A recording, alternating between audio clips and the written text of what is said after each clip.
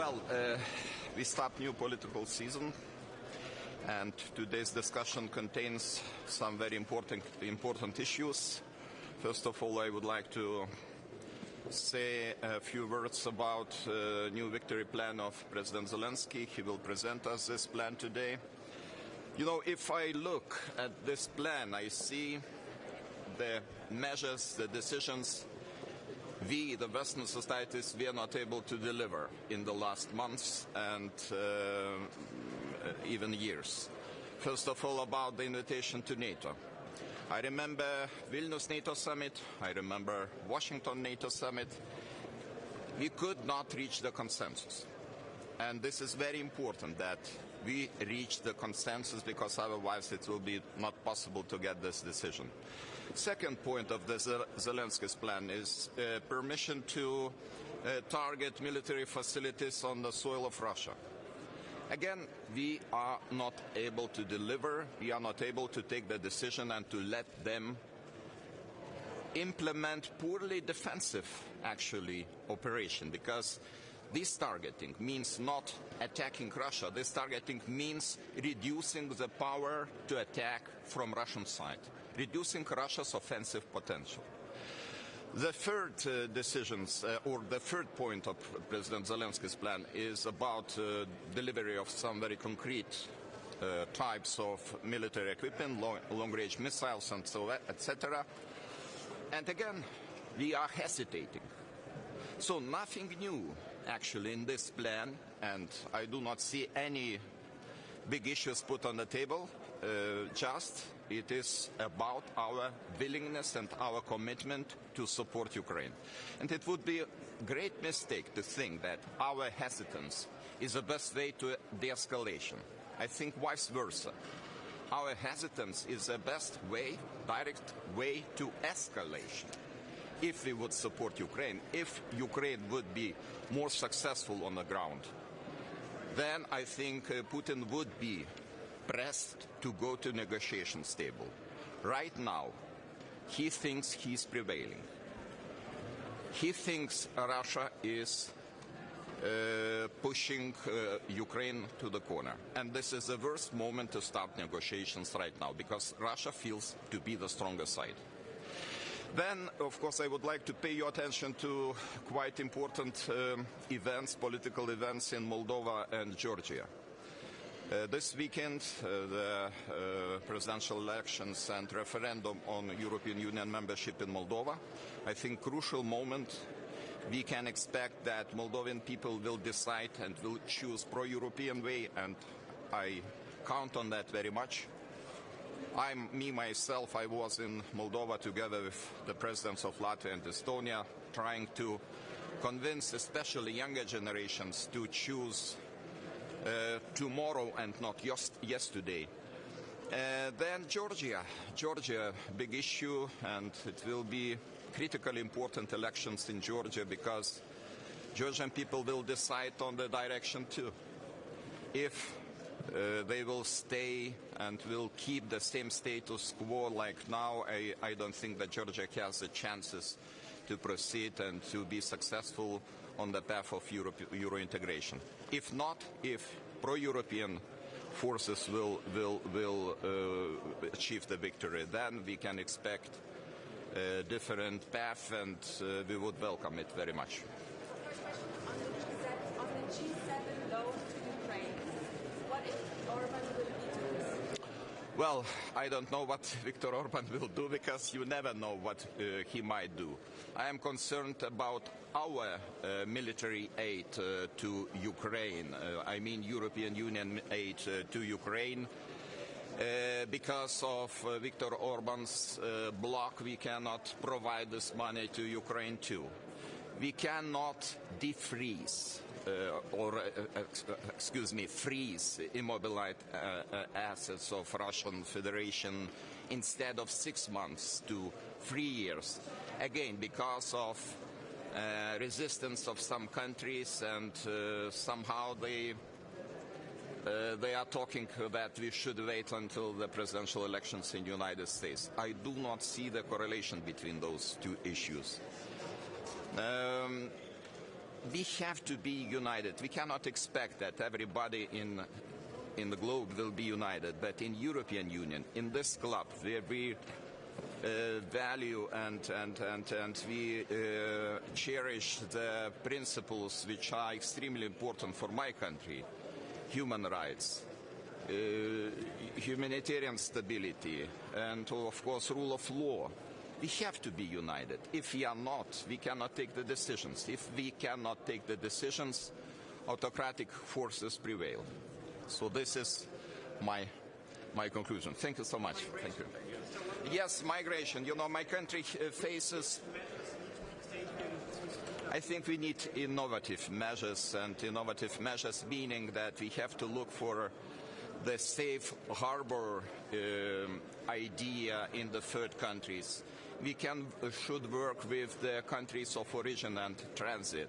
My country faces specific challenge related to hybrid attacks of Belarus and illegal migration, instrumentalized migration, which is currently more or less stable, the situation with this kind of migration.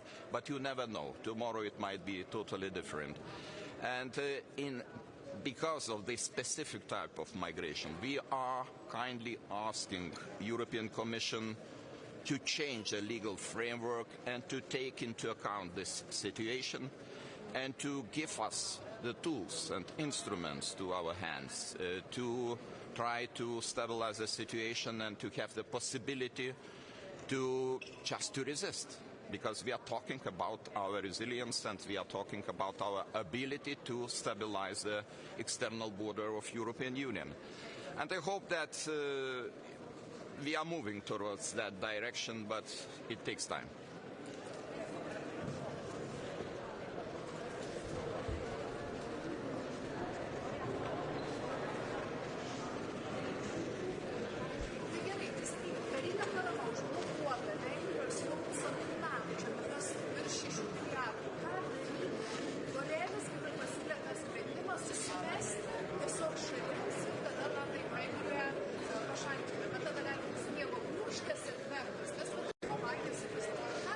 Yra toks pavojus, todėl aš visada pasisakau už būtinybę ieškoti bendro sprendimo. Tai nebus lengva, bet mes turime tai daryti ir ko gero pasinaudoti tuo, kad Vengrija pirmininkauja ir apeliuoti į jos,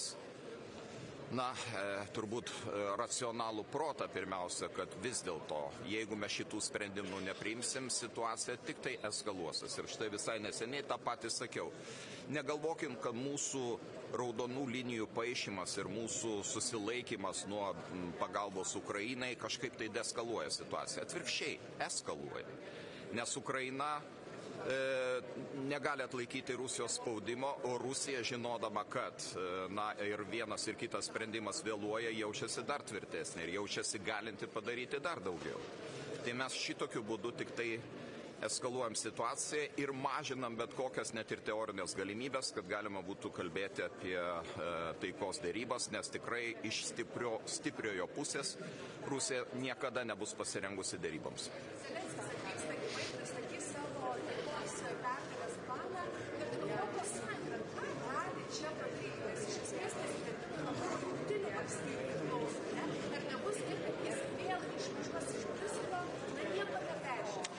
Kai kurie sprendimai priklauso nuo Jungtinių Amerikos valstijų, daugelis sprendimų yra susiję ir su mūsų ES sprendimais. Bet ką aš noriu pasakyti, šitie pagrindiniai Zelenskio plano elementai, tai yra mūsų nepadaryti namų darbai iš esmės. Ten nieko nėra naujo, ten yra tai, ką mes norėjome padaryti, bet nepavyko Vilniaus viršūnių susitikime dėl Ukrainos pakvietimo tapti NATO nare. Po to ir Vašingtone pasikartojo tas pats. Ten taip pat yra punktas apie leidimą atakuoti Rusijos karinius objektus jos teritorijoje. Šito taip pat nepadarėme. Trečias punktas - tiekti tam tikrus ilgo nuotolio ginklus ir kitą reikalingą įrangą labai konkrečiai. Ir ten prezidentas Zelenskis turi labai konkrečią specifikaciją. Mes šito taip pat nepadarėme. Tai kol mes nepadarome, tol mes esame toli nuo pergalės. Tai labai priežastiniai ryšiai čia yra savaime suprantami. Migracija bus kita aštri tema ir kaip Lietuva, pavyzdžiui, vertina tos vadinamosios Europos tuos centrus, kaip Italija dabar daro. Aš manau, mes turėtume ieškoti naujų idėjų, nes tos idėjos, kuriomis gyvenome pastarosius 10 metų, problemos nesprendžia. Nuo pat 2015-16 metų mes nesusitvarkome su migracijos problema, kalbu apie visą Europos Sąjungą. Todėl ieškoti inovatyvių sprendimų, pasižiūrėti, ką daro kiti, ne tik tai Italija, dar šiek tiek anksčiau Jungtinė karalystė, reikia. Ir mums, Lietuvai konkrečiai, labai svarbu, kad mes vis dėlto turėtume instrumentus kovoti su ta vadinamąją instrumentalizuota migracija, kuri šiuo metu gal nėra labai reikšminga, bet gali bet kada tapti vėl mūsų galvos skausmu.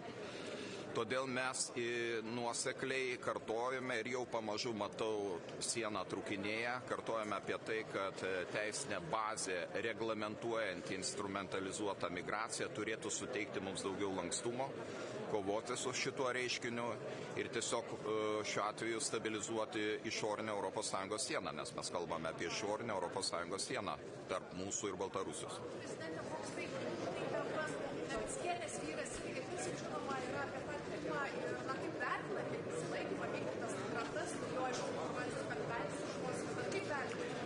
Aš nesimsiu vertinti mūsų teisėjų saugos institucijų darbo, nes visa tai, ką jie daro, jie yra nepriklausomi tai daryti. Bet koks politikų kišimasis į jų veiklą būtų netoleruotinas.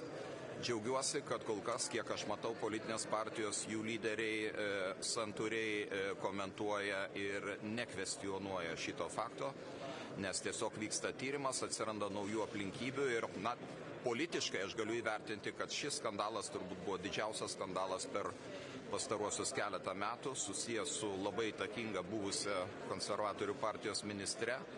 Ir mes turime išsiaiškinti viską iki galo ir tada sudėti taškus ant į.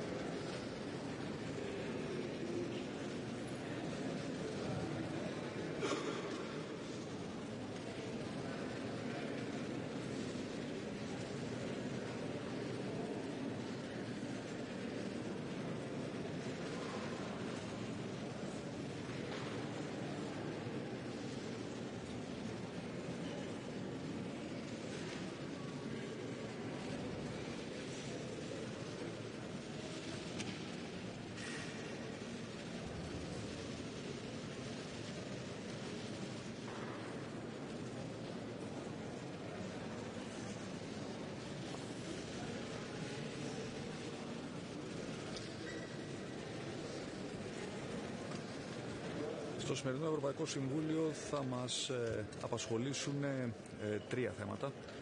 Θα έχουμε την ευκαιρία να συνομιλήσουμε με τον πρόεδρο Ζελένσκι και να ακούσουμε τις προτάσεις του σχετικά με το σχέδιο νίκης το οποίο έχει διαμορφώσει. Θέλω να επαναλάβω την πάγια θέση της Ελλάδος, η οποία είναι και θέση του Ευρωπαϊκού Συμβουλίου. Η Ουκρανία θα είναι αυτή η οποία θα επιλέξει τον χρόνο στον οποίο θα ξεκινήσει διαπραγματεύσεις ειρήνης με τη Ρωσία. Πρέπει όμως να μπορεί να το κάνει από θέση ισχύως και όχι από θέση αδυναμίας. Θα έχουμε μια πρώτη συζήτηση για τα ζητήματα της ανταγωνιστικότητας, τα οποία θα εξετάσουμε και σε μεγαλύτερη λεπτομέρεια στο άτυπο Ευρωπαϊκό Συμβούλιο της Βουδαπέστης. Θέλω να επαναλάβω την απόλυτη στήριξη της ελληνικής κυβέρνησης, τις προτάσεις τις οποίες κατέθεσε ο κύριος Ντράγκη μέσα από το πόρισμά του σχετικά με τα ζητήματα της ανταγωνιστικότητας της Ευρωπαϊκής Ένωσης. Και να ξαναπώ ακόμα μια φορά ότι όπως είμαστε σήμερα, οι φιλόδοξοι στόχοι της Ευρωπαϊκής Ένωσης δεν εναρμονίζονται με τα οικονομικά μέσα τα οποία έχουμε στη δυνατότητά μας για να μπορούμε να τους επετύχουμε. Θα μας απασχολήσει πολύ και το ζήτημα της μετανάστευσης. Η Ελλάδα εδώ και 5 χρόνια βρίσκεται στην πρώτη γραμμή υλοποίησης μιας πολύ αυστηρής αλλά δίκαιης πολιτικής για την αντιμετώπιση των ζητημάτων της παράνομης μετανάστευσης. Και με χαρά διαπιστώνω ότι σταδιακά και το Ευρωπαϊκό Συμβούλιο αλλά και η Ευρωπαϊκή Επιτροπή έχουν έρθει πολύ κοντά στις ελληνικές θέσεις, δίνοντας πολύ μεγάλη σημασία στην εξωτερική διάσταση του ζητήματος της παράνομης μετανάστευσης και της αποτελεσματικής φύλαξης των συνόρων της Ευρωπαϊκής Ένωσης. Αυτό το οποίο λείπει από την ευρωπαϊκή μας στρατηγική είναι μια αποτελεσματική πολιτική επιστροφών. Και χαίρομαι ιδιαίτερα γιατί αυτό είναι κάτι το οποίο αναγνωρίζεται και από την Πρόεδρο της Ευρωπαϊκής Επιτροπής, την οποία και θα εξουσιοδοτήσουμε, καθώς φαίνεται, να μπορέσει να καταθέσει στο Συμβούλιο καινοτόμες προτάσεις για το πώς μπορούμε να κάνουμε τις επιστροφές όσων δεν δικαιούνται άσυλο στις χώρες προέλευσής τους πιο αποτελεσματικές. Εκεί θέλω να θυμίσω ότι οι επιστροφές πρέπει να γίνονται και προς την Τουρκία, γιατί αυτό είναι και στο πλαίσιο της Συμφωνίας της Ευρωπαϊκής Ένωσης Τουρκίας από το 2016. Προσβλέπω λοιπόν σε μια πολύ ουσιαστική συζήτηση για ένα ζήτημα το οποίο απασχολεί πολύ την Ευρώπη, αλλά ένα ζήτημα το οποίο θέλω να το τονίσω δεν βρίσκεται ψηλά στα προβλήματα τα οποία οι Έλληνες πολίτες μας λένε ότι τους απασχολούν, γιατί πολύ απλά η Ελλάδα υπήρξε πολύ αποτελεσματική στην αντιμετώπιση του ζητήματος της παράνομης μετανάστευσης, και δεν πιστεύω ότι μπορούμε και εμείς να συνεισφέρουμε ουσιαστικά σε αυτή τη συζήτηση μεταφέροντας την ελληνική εμπειρία στο Ευρωπαϊκό Συμβούλιο.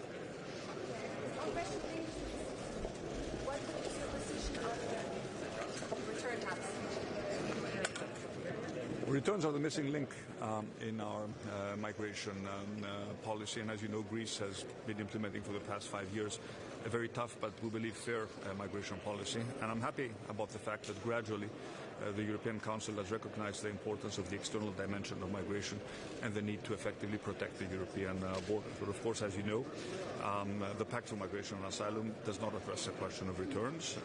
We cannot accept the fact that we are not effective to deal with those who are not entitled protection status in the European Union. I'm eager to find out more about the innovative solutions proposed by the Commission, and I'm happy about the fact that we recognize that we need to think out of the box in order to address this pressing concern. Thank you.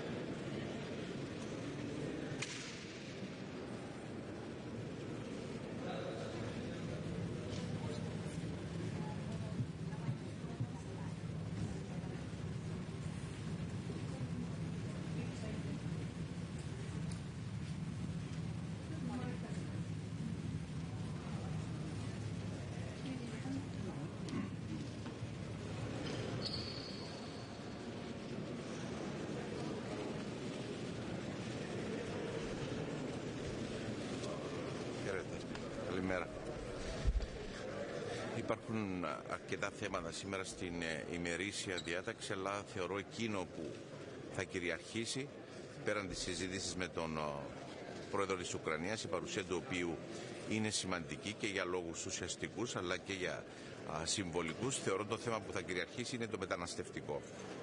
Και να εκφράσω την ικανοποίησή μου για το γεγονός ότι φαίνεται ότι η Ευρωπαϊκή Ένωση πλέον να προσεγγίζει με την σοβαρότητα που πρέπει το συγκεκριμένο θέμα. Η πρόεδρος της Επιτροπής έστειλε μια επιστολή που περιγράφει πολύ συγκεκριμένα τις κινήσεις που πρέπει να γίνουν από Ευρωπαϊκής Ένωσης και είναι θετικό που επιτέλους σε αυτό το κάδρο των συζητήσεων για το μεταναστευτικό περιλαμβάνεται και το θέμα της Συρίας. Όταν πρωτοξεκινήσαμε αυτή την προσπάθεια ήταν μόνο 2-3 κράτη-μέλη που επέμεναν για την ανάγκη να αγγίξουμε το θέμα της Συρίας. Πλέον είναι διψήφιος ο αριθμός των κρατών μελών που συμφωνούν με την προσέγγιση μας. Γι' αυτό το θέμα θα υπάρξει και μια προπαρασκευαστική συνάντηση τώρα που έχει οργανώσει η Πρωθυπουργός της Ιταλίας. Άρα χαίρομαι γιατί υπάρχει αυτή η σοβαρή πλέον προσέγγιση από πλευράς της Ευρωπαϊκής Ένωσης. Από εκεί πέρα είναι το Μεσανατολικό. Οι εξελίξεις είναι πολύ ανησυχητικές. Η Κυπριακή Δημοκρατία ως το κράτος μέλος της Ευρωπαϊκής Ένωσης στην περιοχή με άριστες σχέσεις με όλα τα γειτονικά κράτη, μέσα στο πλαίσιο των δυνατοτήτων μας πάντα πράττουμε ό,τι είναι δυνατόν έτσι ώστε να αντιμετωπιστεί αυτή η πολύ δύσκολη κατάσταση πραγμάτων. Θα σας ενημερώσω ότι σήμερα η Κυπριακή Δημοκρατία αποστέλει φαρμακευτική βοήθεια στον Λίβανο μετά από αίτημα των λιβανικών αρχών, ενώ είμαστε και σε συνεχή επαφή με τον Λιβανικό στρατό, ένας θεσμός της χώρας που τη χάνει εκτίμησης, προσεγγίζεται θετικά από όλο το φάσμα, από όλο το πολιτικό φάσμα του Λιβάνου και είναι ανάγκη και ως Ευρωπαϊκή Ένωση, είναι κάτι που θα θέσω σήμερα στις συζητήσεις, να στηρίξουμε, γιατί επαναλαμβάνω, ο στρατός του Λιβάνου είναι εκείνος ο θεσμός που μπορεί σε αυτές τις πολύ δύσκολες συνθήκες να διαδραματίσει καθοριστικό ρόλο. Την ίδια στιγμή, μια πρώτη συζήτηση σήμερα στα θέματα της ανταγωνιστικότητας είναι η μεγάλη αδυναμία, αν θέλετε, της Ευρωπαϊκής Ένωσης, η ανταγωνιστικότητά μας έναντι των Ηνωμένων Πολιτειών και της Κίνας. Έχουμε προβλήματα, έχουμε δυσκολίες, χρειάζονται συγκεκριμένες λύσεις. Πρέπει να αυξήσουμε την παραγωγικότητα της Ευρωπαϊκής Ένωσης μέσα από τον ψηφιακό μετασχηματισμό και μέσα σε αυτό το πλαίσιο σήμερα αναμένω να αγγίξουμε και το θέμα όπως η Ευρωπαϊκή Ένωση οικονομικά να ενισχύσει αυτή την προσπάθεια. Όλα αυτά τα θέματα αντιλαμβάνεστε ότι τα συζητήσαμε την περασμένη εβδομάδα στην Κύπρο μέσα στο πλαίσιο της Συνόδου των 9 Μεσογειακών κρατών μελών της Ευρωπαϊκής Ένωσης, στην παρουσία μάλιστα και του βασιλιά της Ιορδανίας, μια συζήτηση η οποία ήταν ιδιαίτερα παραγωγική και αναμένω να έχουμε σήμερα αυτή την κοινή προσέγγιση τα 9 μεσογειακά κράτη-μέλη, γιατί αντιλαμβάνεστε ότι συμβαίνει στη Μεσόγειο δεν επηρεάζει μόνο εμάς, επηρεάζει το σύνολο της Ευρωπαϊκής Ένωσης. Από εκεί και πέρα θα έχω την ευκαιρία να συζητήσω με τον καγκελάριο της Γερμανίας και φυσικά τον Έλληνα Πρωθυπουργό σε σχέση με την συνάντηση που έγινε στην Νέα Υόρκη με τον τουρκοκύπριο ηγέτη, μια συνάντηση η οποία κρατά ζωντανή την προοπτική επανέναρξη των συνομιλιών. Χαίρομαι για την δέσμευση του Γενικού Γραμματέα, για την επιμονή του και είμαστε εδώ για να ενισχύσουμε αυτή την προσπάθεια μαζί και με την Ευρωπαϊκή Ένωση που έχει καθοριστικό ρόλο να διαδραματίσει.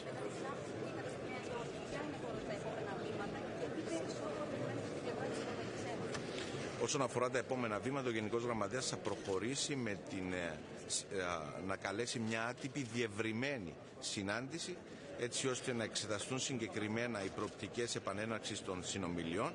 Την ίδια στιγμή θα έχω μια συνάντηση με τον τουρκοκύπριο ηγέτη της Λευκοσία για να διερευνήσουμε την προοπτική του ενδεχόμενου να έχουμε κάποια συγκεκριμένα περισσότερα σημεία διέλευσης.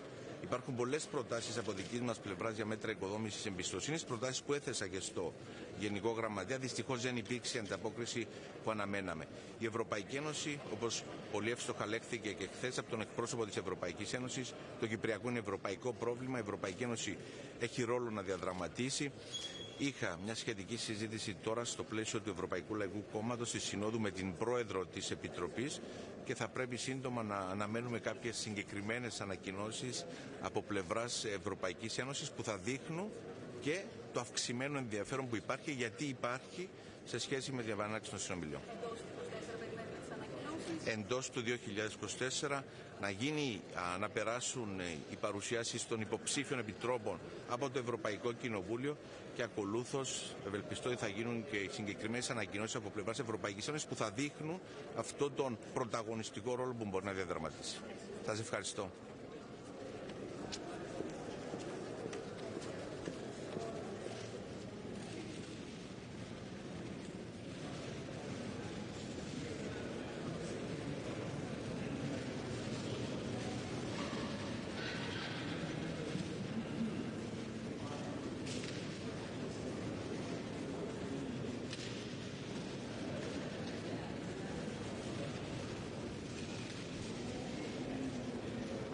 Looking forward today for meeting with President Zelensky, because I believe that our support to Ukraine remains very strong, and the discussion we will be having today will show up how we can even more deliver to what Ukraine has asked. And I'm proud that Europe could always agree on more help to Ukraine, and it remains on our political agenda. Today as well we will have a discussion about migration, and this becomes a more and more hot topic for Europe, because on our external borders there has been even hybrid attacks. Even for Baltic states we have receiving hybrid attacks and migration instrumentalization from Belarus. Therefore I believe Europe have to decide on very strong decisions about hybrid attacks and illegal migration. So I'm looking forward for today's discussion, and I could see that Europe really understands that those decisions need to be made soon. So thank you.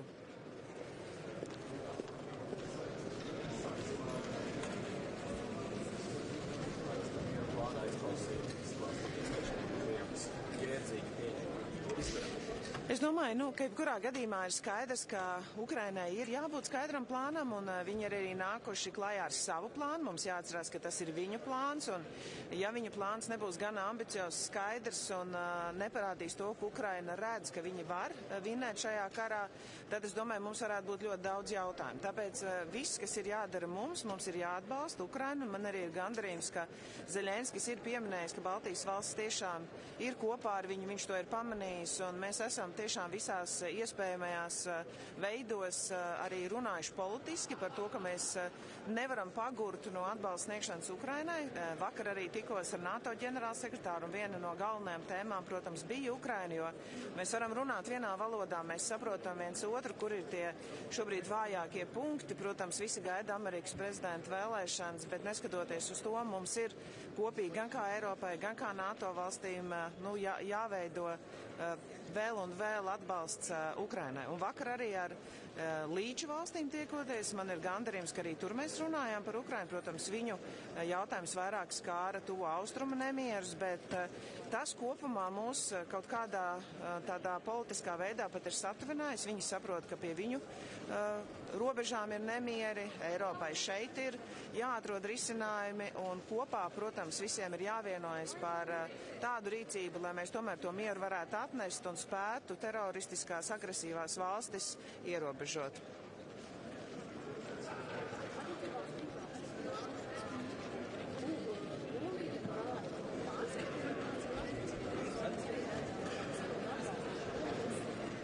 Mēs kopā ar poļiem jau esam labu laiku, un jāsaka, mēs kā Latvija esam vispār pirmie, kas ir tādi inovatīvi arī lēmumu un likumdošanu pieņēmuši, ka hibrīdajos apdraudējumos mēs varam rīkoties daudz aktīvāk. Arī Somija pieņēma tādu lēmumu, mēs ar viņiem arī dalījāmies ar savu pieredzi un mūsu likumdošanu, un, protams, ka mēs atbalstam daudz skaidrāku rīcību un lēmumus un iespējas valstīm gadījumos, ja uz viņu robežām ir hibrīdais apdraudējums, kāds pieņemsim ir Baltijas valstīs, Polijā, Somijā, un es domāju, ka nelikumīgās migrācijas gadījumos mums ir vajadzīgāki vēl drosmīgāki Eiropas lēmumi, nevis kaut kādā, bet tagad. Tā kā jā, kopā ar Donaldu Tusku diezgan bieži pārunājam, kā mēs varam vēl vairāk efektivizēt Eiropas sistēmu. Viņš vairāk ir ienesis tādus savus priekšlikumus, viņš varbūt neprasa gluži pārskatīt, un arī es noteikti piedāvāšu tā kā savus priekšlikumus. Mums ir gana liela pieredze šajos jautājumos, un, protams, tā situācija dienvidos Eiropā nav gluži tāda, kā ir pie mums, bet tas, ko mēs gribam legālus instrumentus no Eiropas, lai mēs varētu cīnīties ar hibrīdajiem apdraudējumiem. Un faktiski mēs esam kara situācijā ar valstīm, kas karo Ukrainā.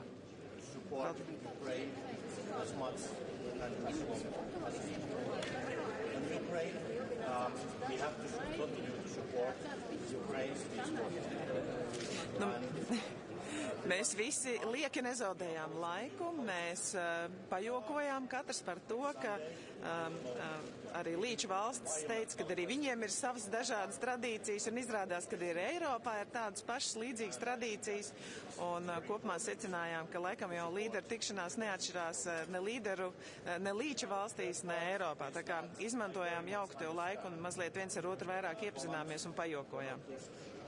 Paldies, liels! How to secure their border against instrumentalized immigration.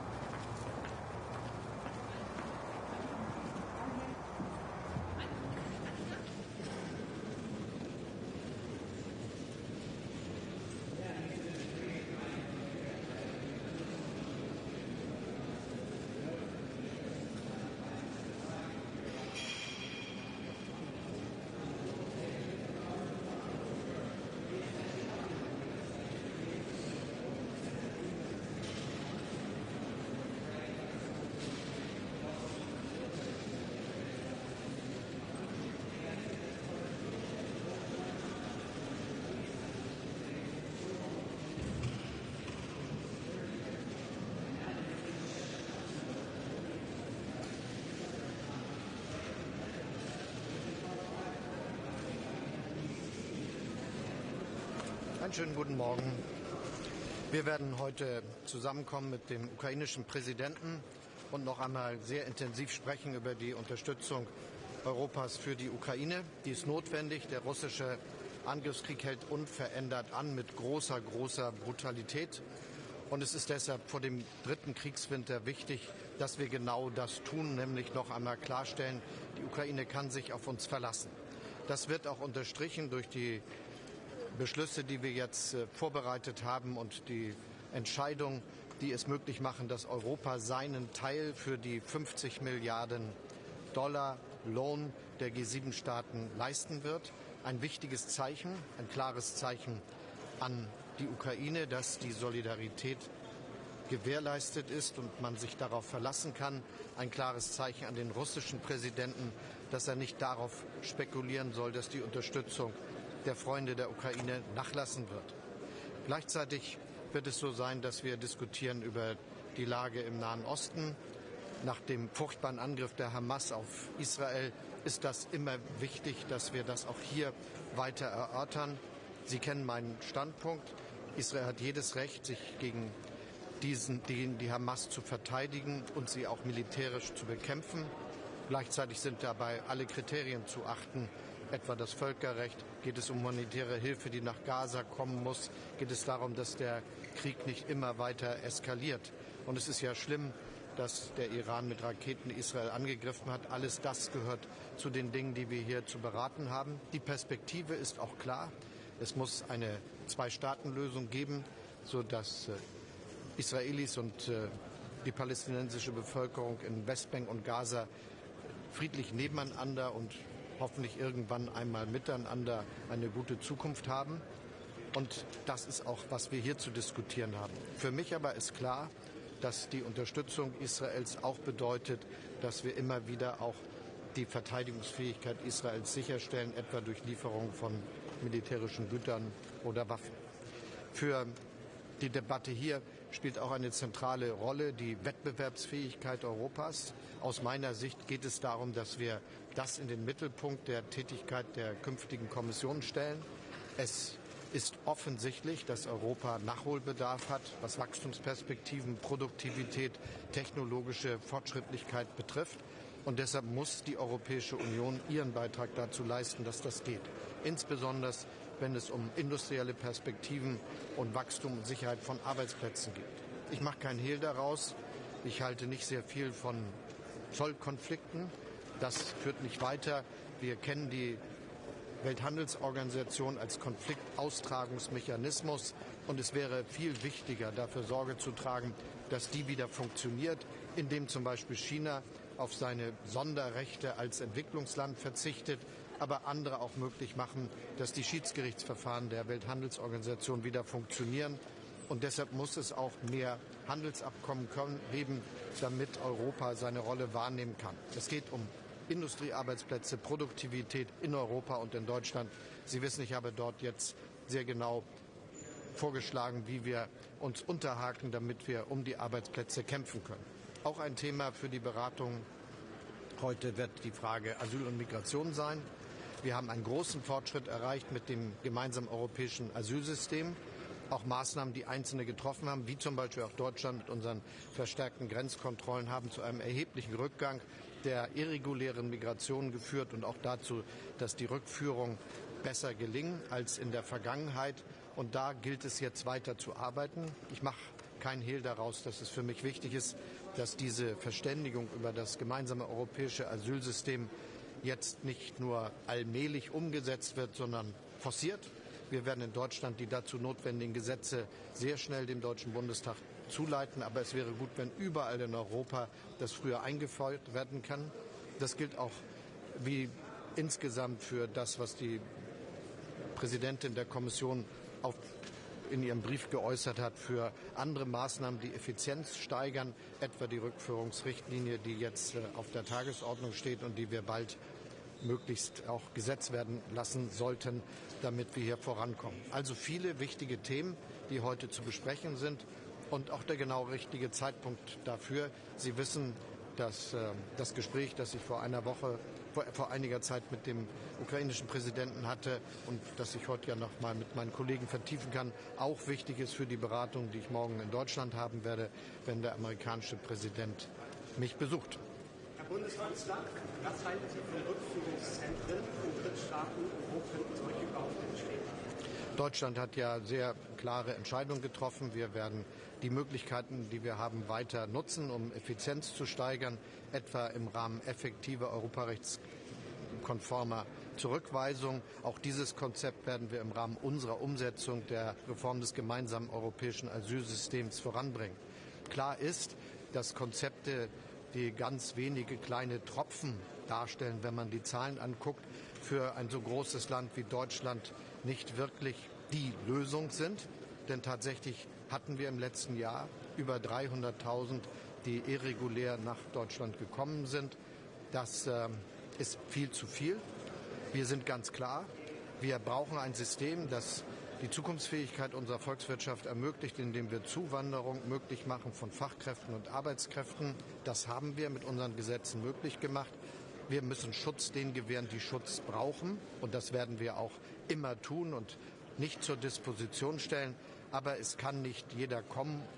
Wir müssen uns nach unseren Regeln aussuchen können, wer kommt. Und das haben wir mit den Präzisierungen getan. Die Reduzierung der irregulären Migration ist die Voraussetzung für die Offenheit, die wir brauchen, auch für Arbeitskräftezuwanderung. Und das entspricht genau dem Konsens, den die Mehrheit der Bürgerinnen und Bürger hierzulande haben. Aber mal da 1000, mal da 2000 ist zu wenig, wenn man von 300.000 runterkommen will. Da sind wir allerdings erfolgreich und haben es jetzt geschafft, erhebliche Reduzierung zu erreichen.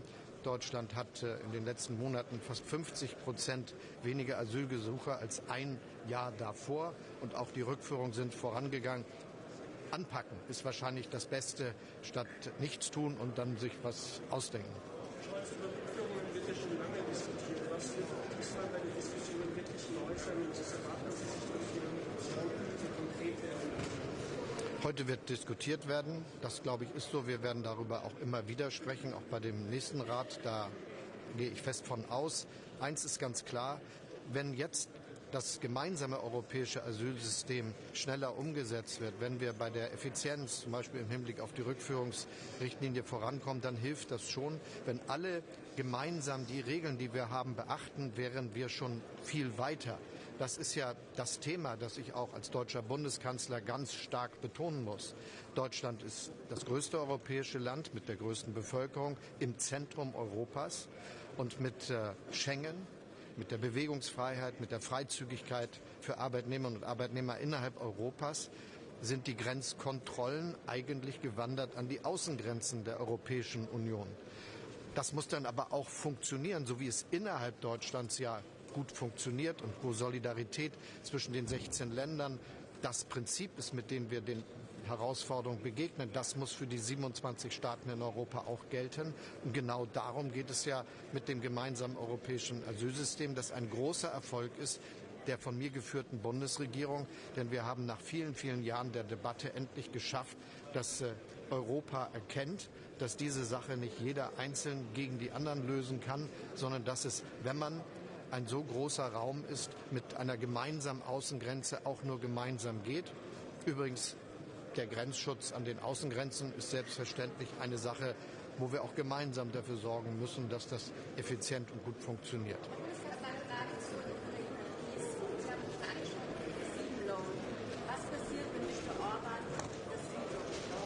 Wir haben ja hier eine Entscheidung vorbereitet, die es möglich macht, dass wir unseren europäischen Teil auf alle Fälle gewährleisten können.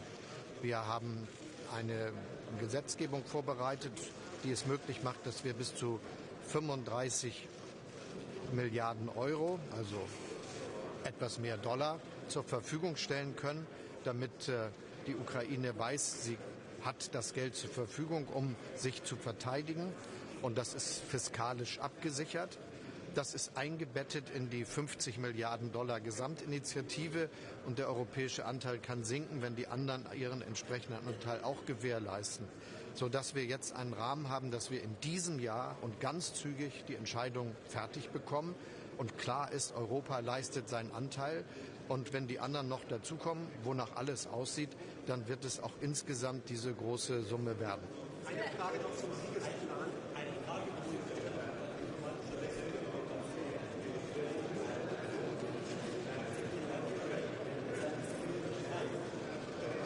Es ist für uns klar, dass Straftäter zurückgeführt werden müssen. Wir haben einen Flug nach Afghanistan organisiert. Es wird weitere geben. Und selbstverständlich können Straftäter aus dem Land nicht in Deutschland bleiben. Auch da werden wir uns unverändert darum bemühen, die Rückführung von Straftätern auch zu gewährleisten. Aber da ist das, was Sie gefragt haben, nicht die Voraussetzung für. Herr Bundeskanzler, eine Frage zum Siegesplan.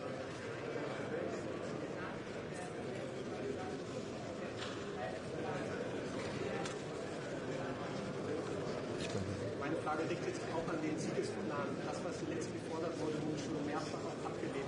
Was soll sich durch diesen Siegesplan jetzt konkret ändern? Es ist wichtig, dass wir jetzt mit dem ukrainischen Präsidenten gemeinsam sprechen. Ich selber habe das ja sehr ausführlich und nur zu zweit wiederholt in den letzten Wochen und Monaten getan. Mich mit ihm sehr, sehr oft getroffen. Sie kennen die Haltung Deutschlands in den Fragen, die da berührt sind. Daran wird sich auch nichts ändern.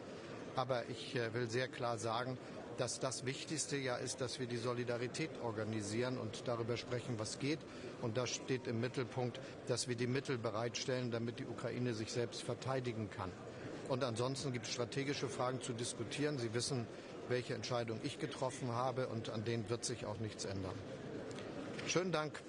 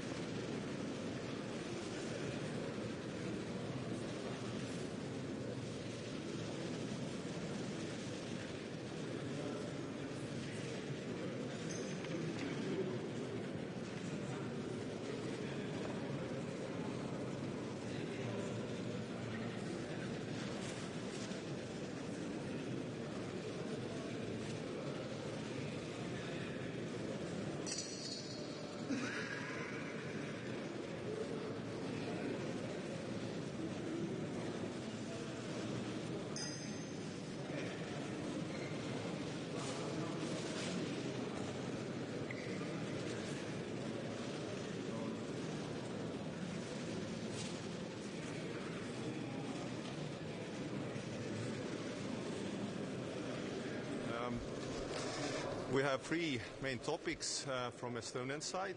The first one is obviously war in Ukraine. Estonia has pledged to help Ukraine with 0.25% of our GDP for years to come. And from our side, this war is also fought for Europe's freedom and values. Secondly, probably the winter and coming winter will be very harsh in Ukraine. Everybody can understand that Russia has systematically and deliberately bombed. Russia has bombed different energy infrastructure in Ukraine, also heating infrastructure and so on. So Europe has the opportunity to help with energy exports, with goods, with money, to support the Ukraine in coming winter to live over. Secondly, second biggest topic for us is probably economy in this council and next council to come, the competitiveness and the opportunities for the future, because Europe as a single market should be as whole in a competition with China and the United States, and also inside we should see the opportunities, simplifying the procedures, having more automated procedures, less bureaucracy and so on. We should mean business, because if we want to have good things in Europe, usually security and prosperity go very well together. And the third one is the migration. Estonia and probably Baltics and Nordics have seen Russia increasing its activities, using migration as a weapon. So we must step up and to ensure that our borders holds, and we also treat this as hybrid activity from Russia. So have a good day. Thank you. Yeah.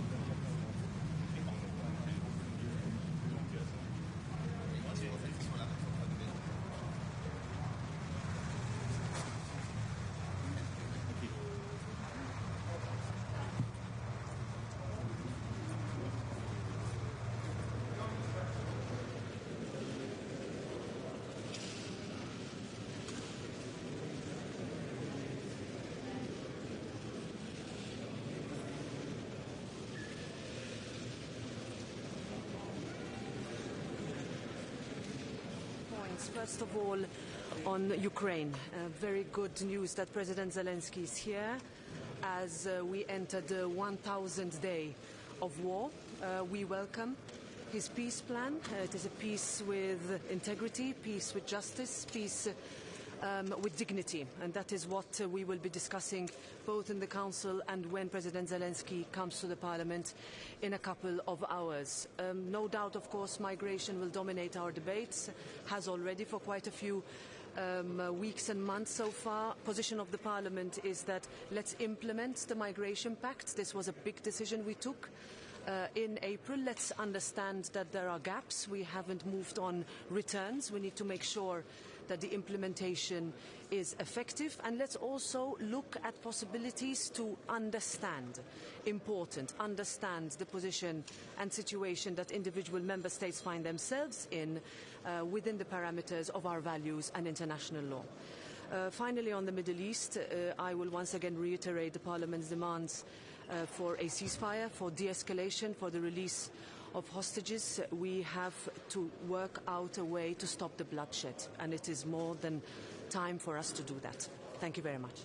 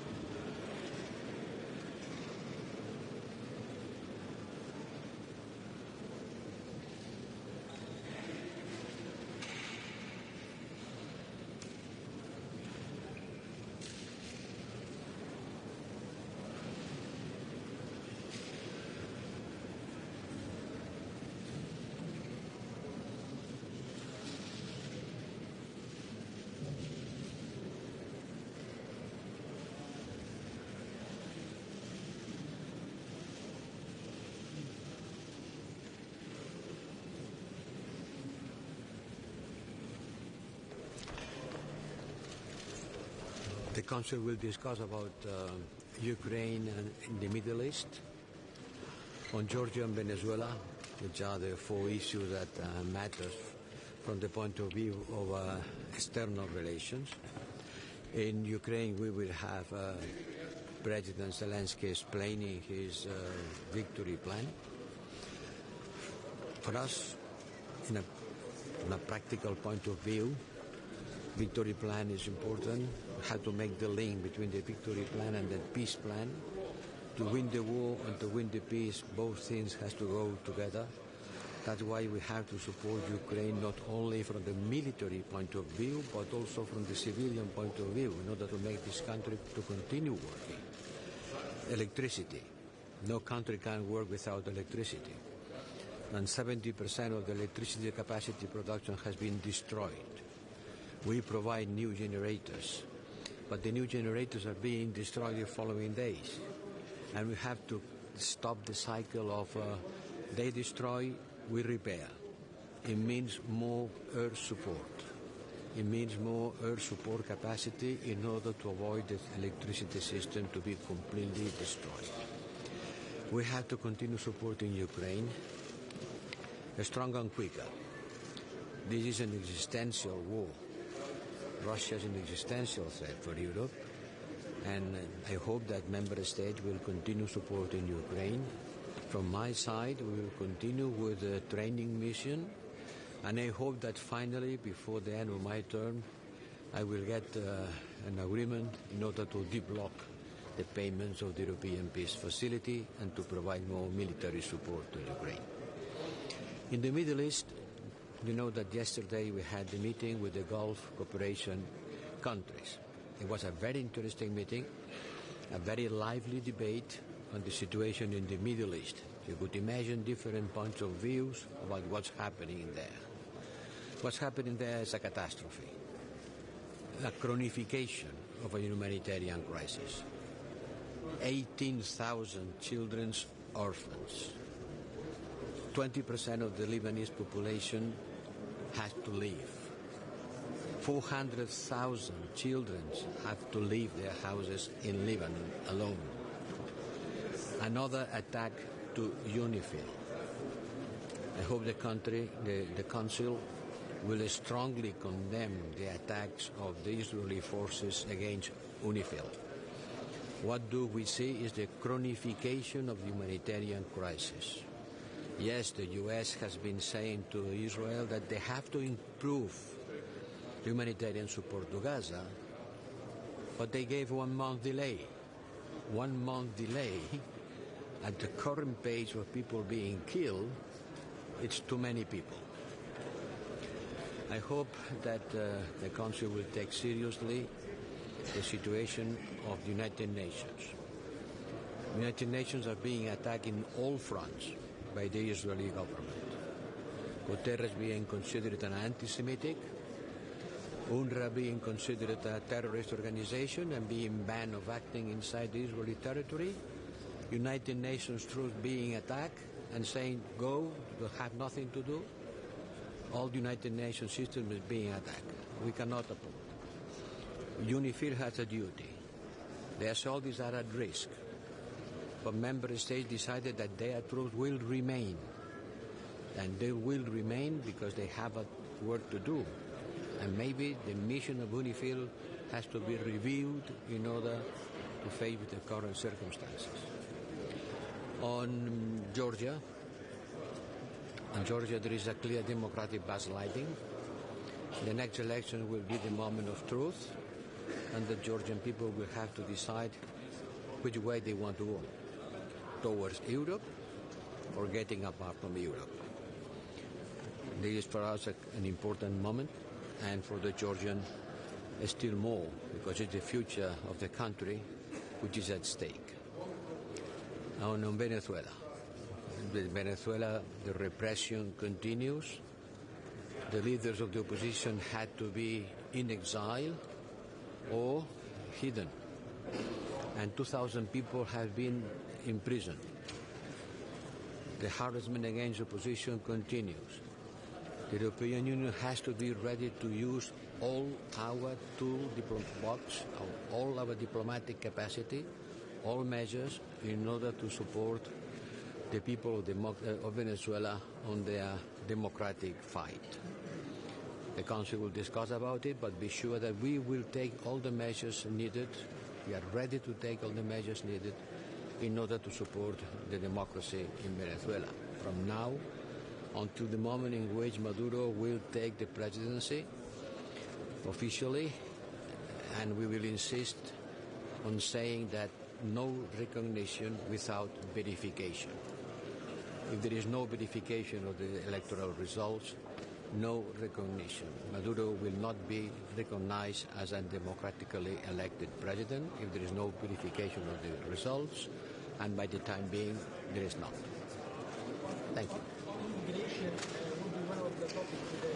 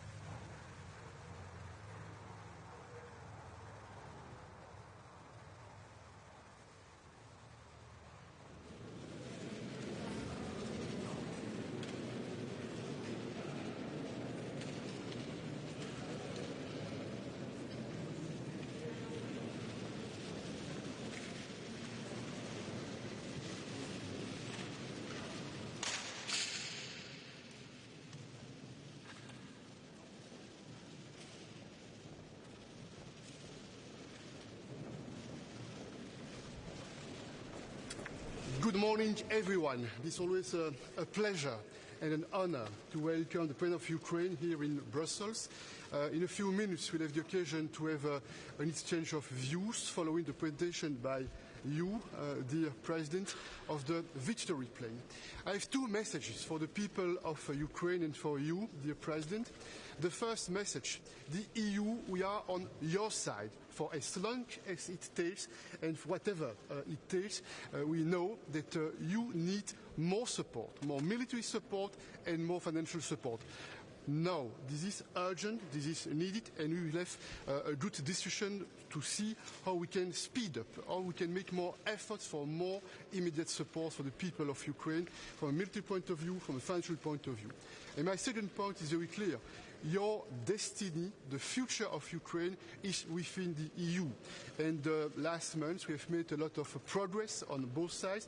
I commend your personal leadership. I commend the way you and your team and the political landscape within the country you are implementing the reforms that are needed.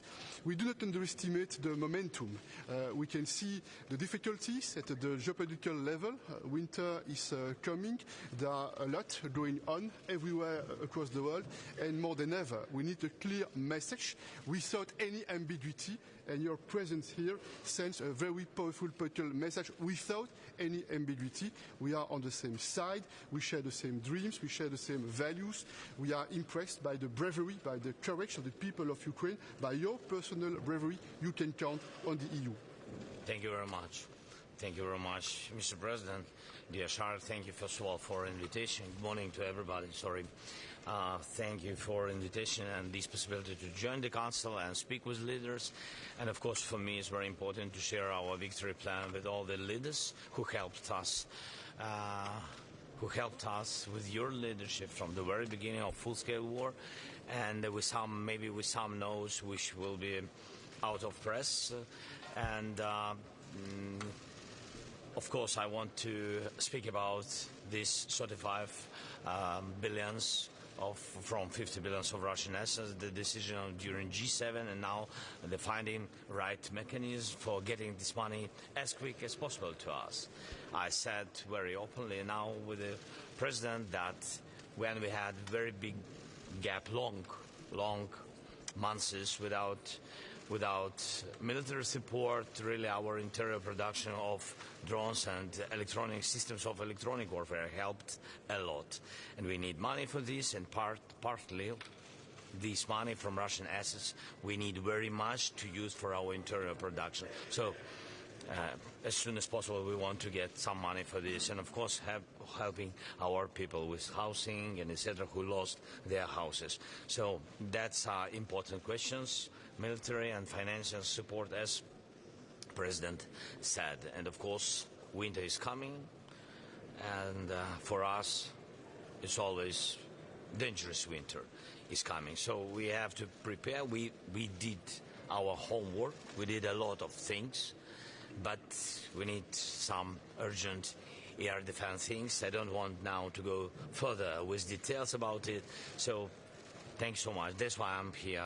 Thank you very much. Thank you. Thank you. President Zelensky, critics of your victory plan say that it only talks about what the Allies can do for Ukraine and not what Ukraine can do itself. What do you say to that? What about this victory plan? First of all, it's not about somebody. We did it not for critics or not critics. We did it.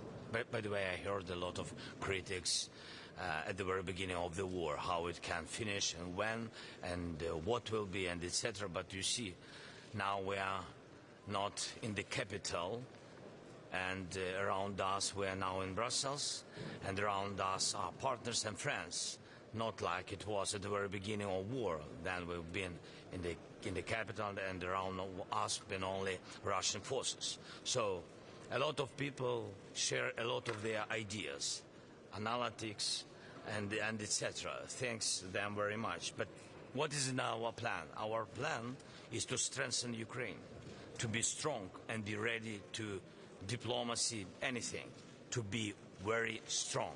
And it's great, I think, that this plan doesn't depend on Russian will, only on the will of our partners. And I think this gives opportunity to make this plan real. And one additional element, I think this is very important, that the plan of Ukraine is very clear about what they need in Ukraine. And on our side, the partners of Ukraine, we have to be consistent. And the words, this is good but not enough. What is needed, this is more military equipment, more technologies, so that the Ukraine are in a position to defend itself against this terrible and blatant violation of the international law. The biggest work. What about what have our people to do? Yeah, you said our people already do the biggest and the hardest work in the world. They're defending not only Ukraine, the freedom of Europe. Please, you. From EU leaders, the decision, political decision about 35 billion. It's now. And it depends only on unity of EU leaders. If somebody can not to block this decision, I think it will help. So this is the first one, and I think that the leaders can do it. But Mr. Zelensky, so many points of your victory plan have been rejected in the past already. Why should this change right now? Not so many points of this, because there are some secret documents, yes, and some very important sensitive points. Yes, we asked about some of them earlier, you're right, about, for example, how to take off all the permission and give us possibility to use long-distance weapon. Yes, everybody been against it. Then we began to produce our interior possibilities, and then mostly partners began to think about it, how to provide. Now we need to move some partners forward, and I think only with the unity in EU we can move, and can move not only EU leaders, we can move other leaders. Thank you. Thank you so much.